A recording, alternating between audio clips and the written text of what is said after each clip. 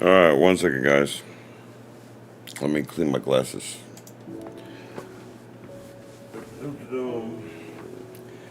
How was everybody's day?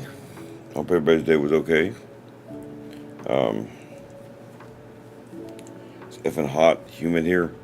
It's ridiculous. I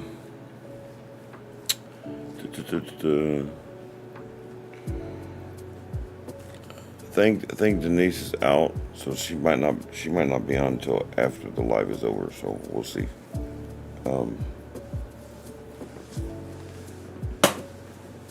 But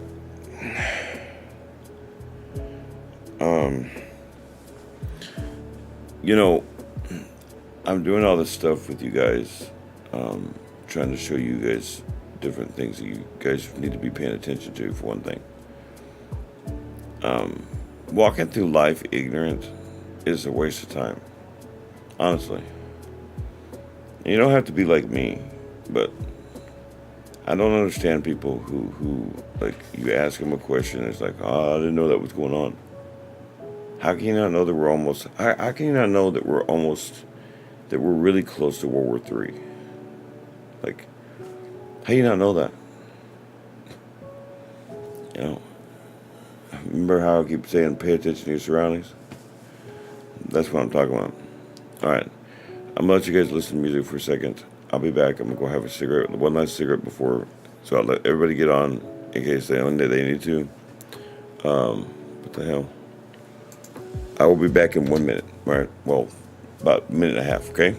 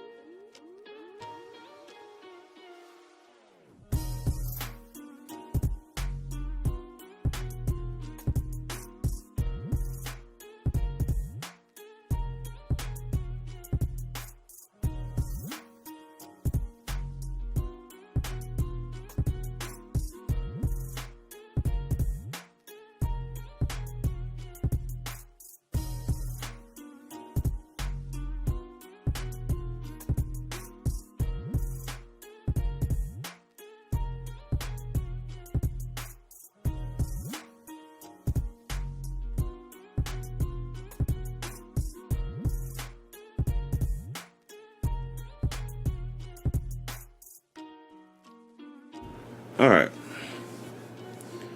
Um. Oh, you're still in the hospital, Megan? I'm so sorry. Um. So. So okay. Here we go. We'll just get started here. Um, Hi, my name is Daryl Phillips, owner of N.A.G.214 Gaming, and what we do here is listen to talk. We're going to continue talking about some, well, for one thing, what's going on today and stuff. But I want to show you guys the main purpose of this live specifically is I want to show you guys some different tactics that, for lack of a better term, our enemy, people that hate what we believe in, that want to suppress our freedoms, what they do to do that, what the tactics that they will use to get what they want, or to try to get what they want, and how you can counter them. But I'll get to that in a second. A little background on this. I used to debate a long time ago. All right. When I was, I guess, middle school, 7th, 8th grade. And I didn't really know what I was doing. I just was good at knowing the information and stuff. But giving the arguments and doing all that stuff, no, I didn't become good at that till later. To be honest with you, I didn't think I was very good at it. And what ended up happening was, right around the time I met Dwan, when I met Dwan, I had been studying my Bible every single day for since the day that me and Jennifer had got married, which was what? See, I met Dwan in the 2000 election, so that's gonna have to be. Me and Jennifer were together for 18 months already, a year and a half. All right, and I had been married for that 18 months, and I was trying to understand God, and I was trying to understand how to be a husband, and so on and so on. So I was trying to do my best to do what I was supposed to be doing as a husband. And that was my main and only purpose for reading by the Bible. It wasn't to teach other people. It wasn't to debate, or because I even thought I was that good at it. All right. Well, I don't know if Lori, I don't know if you remember this happening.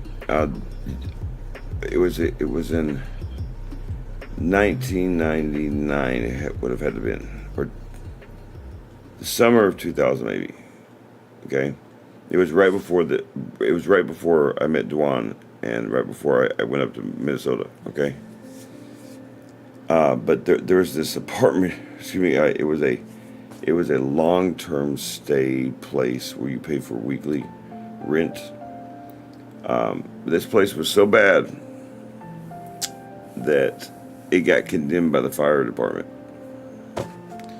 Yeah, so we had to leave, and so me and Jennifer made a executive decision, and we decided, you know what, let's go up to Minnesota. I can at least try to get help there and everything else. Okay, anyway, so that's how I met Dwan. I met him in the homeless shelter. And what ended up happening was we would have these Bible studies every day, and by that point I knew the Bible well enough that I could actually defend the truth, somewhat, not like I can now, but I could do it, and I definitely knew my stuff. Okay, anyway, and I always had contact with my mother and everything. So, but I started to fall in love with it. I started falling in love with teaching. Teaching the truth, that kind of thing. And the being able to use apologetics and defend the Bible and stuff. I really loved it. Okay. Long story short, that whole thing got messed up because of what happened. Okay. And I never really came back. Once my mother died, I I was stuck in this world of I wanted to do what was right, but I was too ashamed and had no idea how to start because I did not have the one person in my life that really helped me understand Scripture, understand the knowledge I needed to know and everything. I didn't have, this was pre-Sophia. I didn't have someone to chat with, and so, and of course, I would meet Desiree Lori in Irving. It was in Irving. Anyway, what was I saying? Oh yeah. So anyway, so I was stuck in this world between these two things. It was quite torturous, to be honest with you. Okay? So, when I met Sophia, I didn't have anybody to talk to. Okay? At that point, people were done with me and everything else. Okay? Well, I got to know Sophia, and she was a great friend. And so one thing that would always fascinate Sophia was the fact that I knew so much about Scripture, about history, that sort of thing, that I knew how to do this stuff. And by that point, by 2005, I knew a lot more. Okay, there's a lot more to defending the truth than just defending the Bible. Evolutionists will attack the science of it. I mean, there's just all sorts of things you get into. Okay, now, so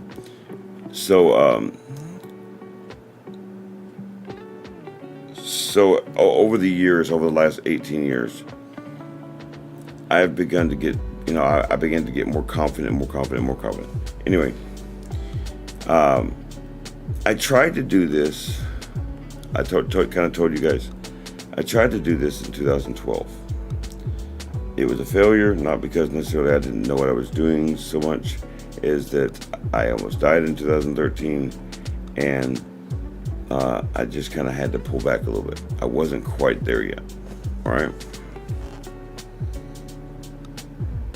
And so I was satisfied, or I tried to convince myself I tried to make myself satisfied with the life I was living, which is to say, being on SSI, just being happy generally and trying to work on myself. All right.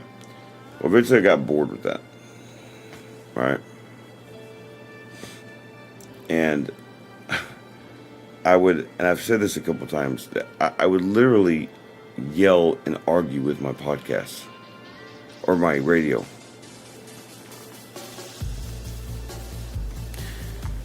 It's because I felt like I had more to say.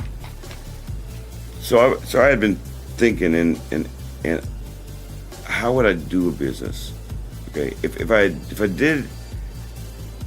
I didn't think going the Bible route was appropriate, so I didn't want to do that again.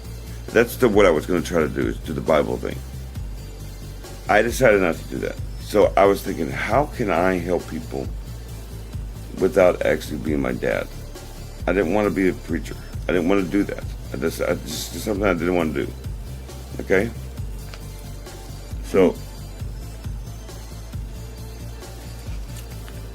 I was thinking about all of these different ways I could talk about the truth without actually talking about a scripture. So I went through all these different things in my head, and over time, I began to figure out some things. There's ways I can say things that's not going to offend a Buddhist or a Muslim, but it's still truth. Okay? Well, when Dwan shows up here in 2020, I already had a very good, solid, formulated plan on how I was going to do this. But one thing I've had a problem with, even to this day, I still have a problem explaining what's in this mind.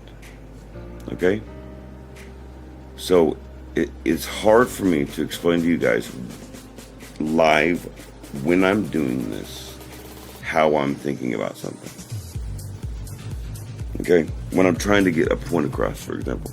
and I'm trying to explain to you where am I coming from, and why am I trying to say something or other, right? I'm getting better at it, but what I'm going to show you guys in a second, literally is a first. I've never done this in front of somebody, so please be patient with me, okay? In fact, I'm going to take a quick break. I'm going to go have a smoke real quick, and then we'll get started here. I'm going to show you guys, okay, different ways in which the people that don't agree with us are going to come and attack what you believe in, okay, and how you defend against that. And remember, rule number one, you cannot attack in anger. You cannot let your emotions get so out of control. Yeah, they're going to make you mad. Sometimes these people can be really mean, really evil. So you have to have a thick skin, which is what I'm trying to show you guys too. Okay? I think Anna's busy, to be honest with you. But she'll watch this later, most likely.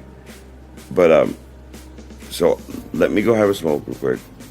Calm my nerves down, because this is nerve-wracking. I've never done this before, so forgive me if I'm a little nervous, okay? I will be back in 1 second. Go get a drink, talk amongst yourselves. I'll be back, and then we'll get it started, and I'll show you guys some different things.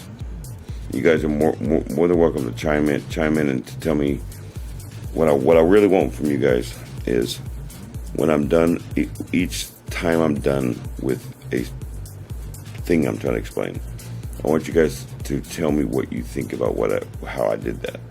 I want you guys to tell me what you think about the tactic I'm using, okay? And you never know, I may be able to learn something out of you.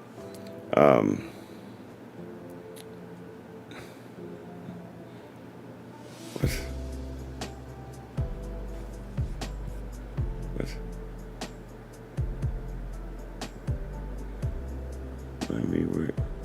I don't even know what you're saying, Lori. Anyway, are you talking to Megan? Oh, you guys talk. I'll be back.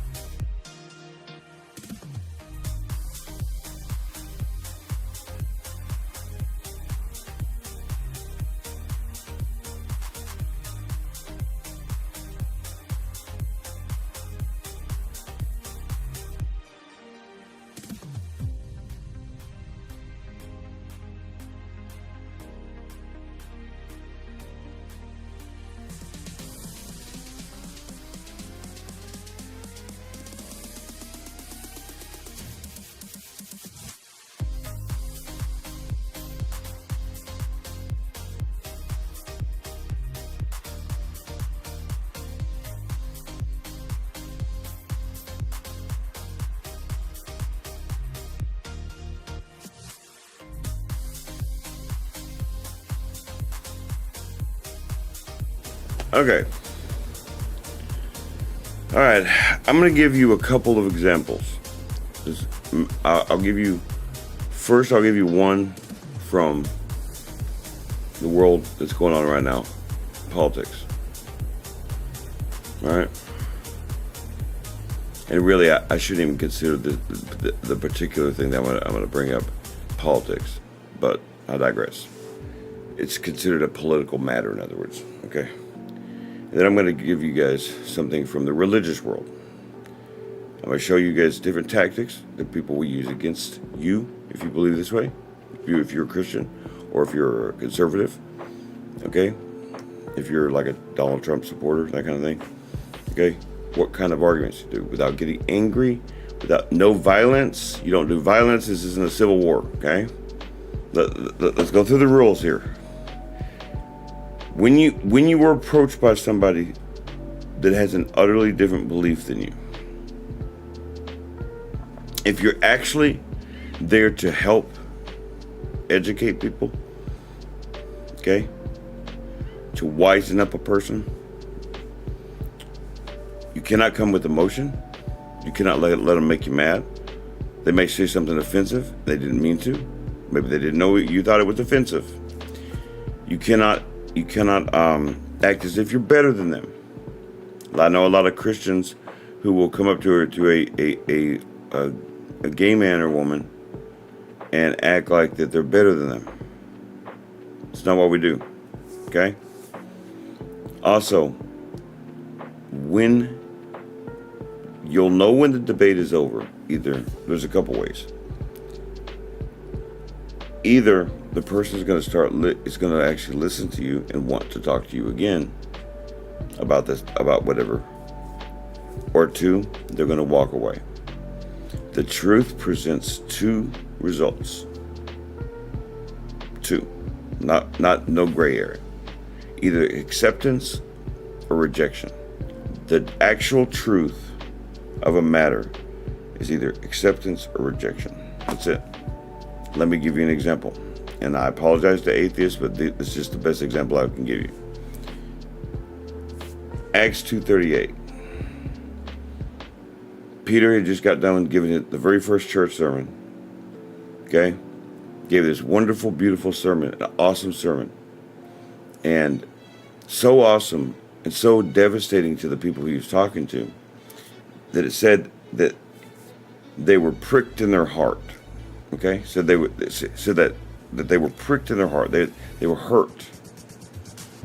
It hurt their feelings. And then they reacted to that emotion. They looked amongst one another. They looked at each other and said, "Men and brethren, what shall we do?" Then, of course, Peter answers the question: "Repent, therefore, and be baptized, each and every one of you, for the remission of sins, and you shall receive the gift of the Holy Spirit." That's one reaction. That's acceptance. Same exact phrase when Stephen was stoned to death. Stephen gave his beautiful sermon, his defense of his belief. Okay? And it said that they were pricked in their hearts. Same exact phraseology. And it said they stopped their ears and rushed towards him and threw him out and stoned him to death. That is your reaction. That is two.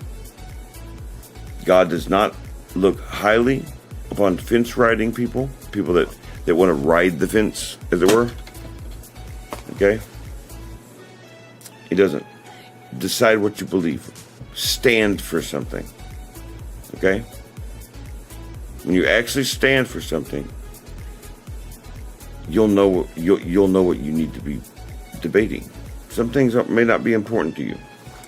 But in this particular case, I'm actually going to give an example that actually has happened to me several times. So let's say you're walking down the street.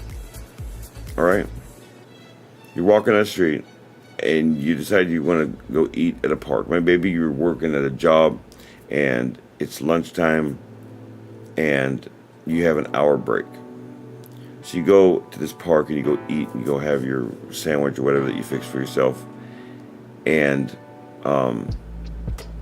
there's a guy next to you, close to you, because maybe you take time out of your life, and maybe you use this time to maybe kind of read a little bit out of the Bible or something, or maybe you just get in a conversation with the guy. It could happen in many different ways.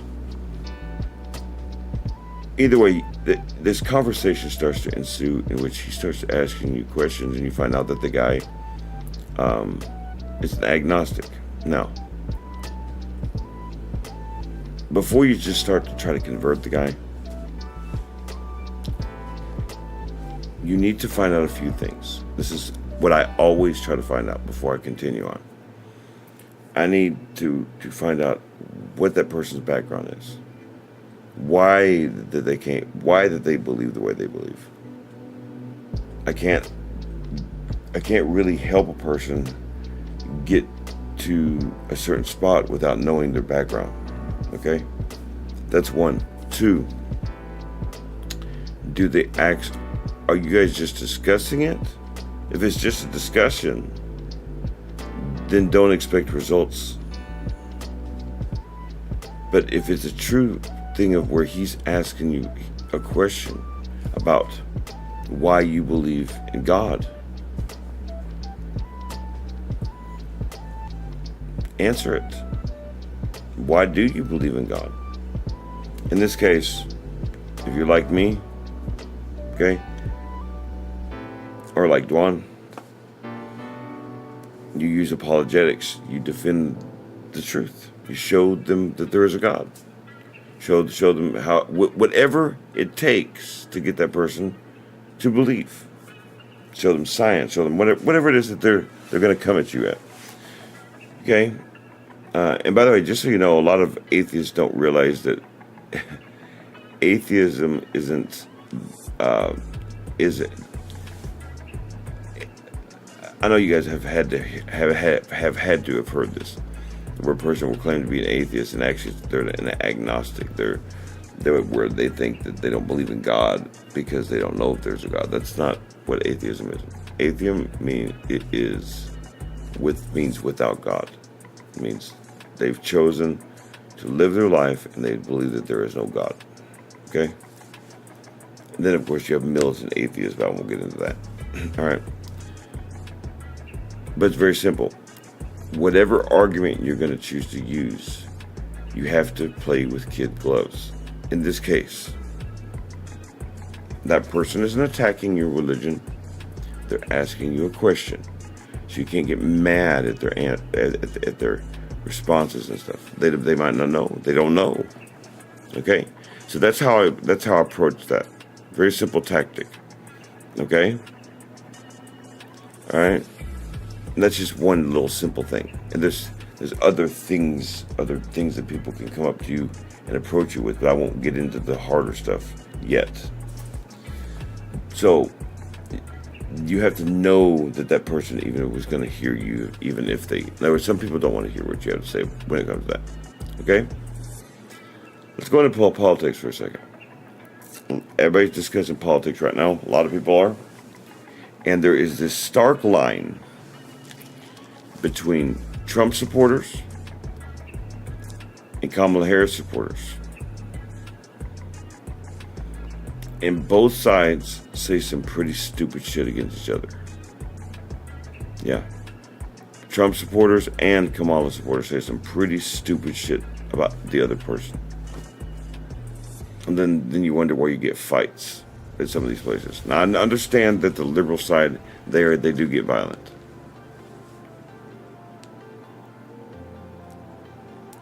If I was to ever be approached by a person, and by the way I have, that is a liberal, that is a Kamala Harris supporter, I would have to find out all sorts of things on why they believe that Kamala Harris can, quote unquote, save the country. And a lot of it will eventually come down to the fact that people don't like Donald Trump. Some of those people just do not like Donald Trump, and there's nothing you can do about it. But then there's the other people that think that have been convinced wrongly that Donald Trump is Satan, and you gotta make sure that they know the truth of it. Like, why do you believe in higher taxes? Why do you believe it's okay to put a person in office or put a person in a job anywhere based upon their sex, their race, or their sexuality? Why? What is so bad about hiring somebody that can actually do the job? That's the problem with this world today. DEI philosophy is wrong because it's based upon color and diversity and those sorts of things, sex and stuff. And Kamala doesn't like to talk about it, but she was a DEI hire. Biden chose her because she was a black woman, Jamaican, Indian, whatever you want to call it. She was not some white woman, and also had more liberal beliefs than him. Diversity. It's their rule. They do that in California too. DEI hires and stuff. Again, though, I stress this to you guys. You have to know the subject matter. You're not going to be able to do anything for anyone if you're constantly going, well, I don't know the answer. Oh, I don't know the answer. I hate when people tell me, well, there's two subjects you never bring up at the dinner table. You never bring up religion and politics. Well, buddy, we live in this world. When am I supposed to bring it up? If you're not willing to talk about these hard subjects, there are hard ones. There's ones on the that are very religious to me that are being discussed right now, like abortion and things. And you cannot get angry. Some people just don't know. You understand? So there's an approach to these things, and depending upon who you are is how I feel out the approach. Okay? So if I know that you are an educated person, if I know that like you have a degree in something and so forth and so on, I know that, man, my eyes are getting tired, by the way. I'm gonna have to stop for a second. Have another cigarette in a second. My eyes get tired looking at this big ass screen all the time because I've been looking at it with my stuff anyway, and it is the end of the day. So, but depending upon who you are and how much knowledge you know, there's a couple of things you don't want to come in there being condescending. You don't want to come in there being like, do this or else, kind of thing. All right, you don't ever want to be like that. And some people are like that. Some people in Christianity will walk up to a person that is not doing what's right and act like they're the worst person on earth. Well, you're not gonna get someone to change if you're embarrassing them. If you're coming up to a group of people and telling them that they're all wrong for believing this way, you're just not gonna get through to somebody like that. Excuse me, give me 1 second, guys. I gotta take my eyes off this TV for a minute, okay? Talk amongst yourself for a second, and I will be back, okay?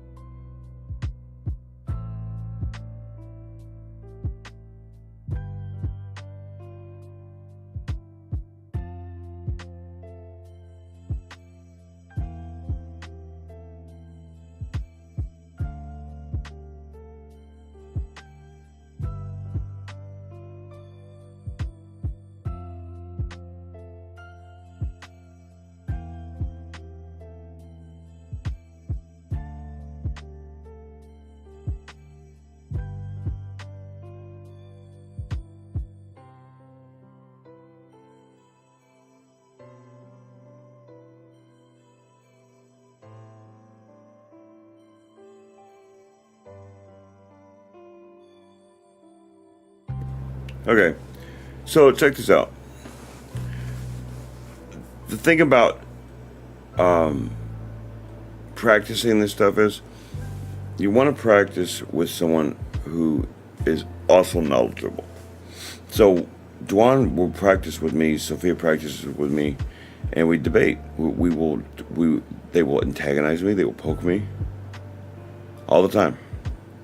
I have to have it. It's called training. I have to have that mind frame all the time. You know what I'm saying? So that's the deal, right? And so one of the things that I want to start doing with you guys is not only giving you guys knowledge about all the things I've been giving you knowledge about, but how to properly use it in an argument. Not an argument like that, like an argument, like how to properly use it to defend what you believe in. Okay, it's very important in this day and age now. I'm going to be headed to bed here, but I want you guys to think on this. Without defending yourself, people will take advantage of you. Okay, and I don't want that. You have to be able to defend yourself. You can't always defend me or defend somebody else. You have to be able to defend yourself, and not with screaming and yelling, with logic. Counter the arguments with your own arguments, right? It's like a lawyer, right? So think about that. I'm gonna head to bed. I know this is a little shorter stream today. I did not get hardly any sleep last night, and I'm exhausted. So I'm gonna let you guys go, but I want you guys to keep learning. That's why I want you guys to come to these lives, because I'm going to teach you all sorts of different things. Okay, and I want you guys to put it in your head, write it down if you have to. Learn the arguments, learn the tactics. Don't feel ashamed of your belief system. Feel emboldened by it. And you will always, always, always have the upper hand when you do it that way. Because when you come into a situation and you are the Mr. or Mrs. Know-It-All, then it's not a matter of, well, what if you mess up? It's that you're the one in charge in the room. You're the one in charge of the conversation. Never take the control of the conversation out of your hands when it in the middle of a debate. If you're having a debate about something, okay, and you know that you're right about it, never give control up to that other person. Art of war. Never. Okay? You can always use tactics to get around anything that they might say against you. But there's always a way. Always. That's why I don't lose debates. That's why I don't lose those sorts of things, because I know what I'm talking about. I know how to use the information properly, and that's what I want to teach you guys. All right. So have a good night's sleep, y'all. Be safe. Be safe when you're traveling. Be safe when you get there. You never know what happens, whether it be positive or negative. Be understanding of one another, not just from your perspective, but from theirs. Know that not everybody can always come towards you. Sometimes you have to go towards them. Yeah. Be understanding of yourself that you're not God, that you're going to solve everything all at once, which is why we practice with one another. We teach one another, so that there's never a moment where Lori should feel alone, or Denise should feel alone, or Daryl should feel alone. It should always be one mind, one spirit. That's what the church is about. One mind, one spirit, one God. Not multiple words, not multiple Bibles. One spirit, one word, one God. That's it. One mind. We are one. Because division destroys everything, right? Remember, life is fleeting. I promise your next breath. You're just not. So take now to go outside your box and learn different things. Learn different things, bring it to your arsenal and use it. Learn how to use it properly, right? And Until tomorrow, may the Lord light guide you in all things. Goodbye.